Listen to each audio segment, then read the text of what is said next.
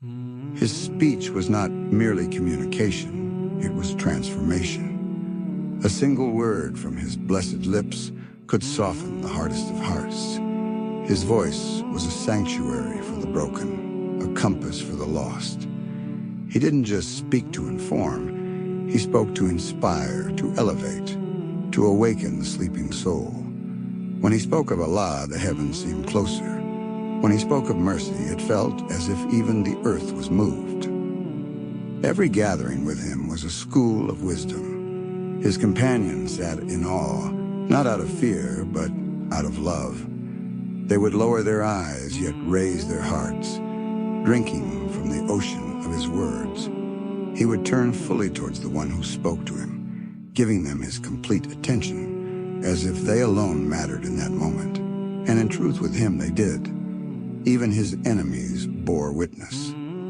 We have never heard speech more beautiful than his. When children approached him, he knelt to their level and spoke with warmth. When women sought his counsel, he listened with dignity and replied with respect. When the poor and the outcast came to him, he addressed them with the same kindness he gave to kings. His words were never careless. He never joked in a way that would wound.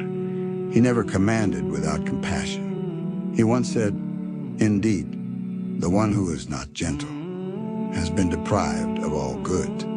Sahih Muslim. His gentleness was not weakness. It was strength wrapped in mercy. It was this gentleness that conquered hearts without swords. His smile often preceded his words, and even in times of tension or hostility, his calmness never abandoned him. He would say, "Speak good or remain silent." And in that silence was wisdom, just as much as in his words. He never used speech to overpower, but to empower. He knew that the tongue is a gift, and with it he never cursed, never ridiculed, never lied. Even when he corrected others, he did so with such tact that they would leave grateful, not humiliated. He once said, "Nothing is heavier on the scale of good deeds than good character." Yami Atermi. And what is good character, if not the art of noble speech? To speak with truth, with grace, with humility and honor. He taught us that words can heal or harm, build or break, and he always chose to heal. Today, centuries later, we still echo his words. We quote his sayings. We weep at his supplications. We teach our children the very words he spoke.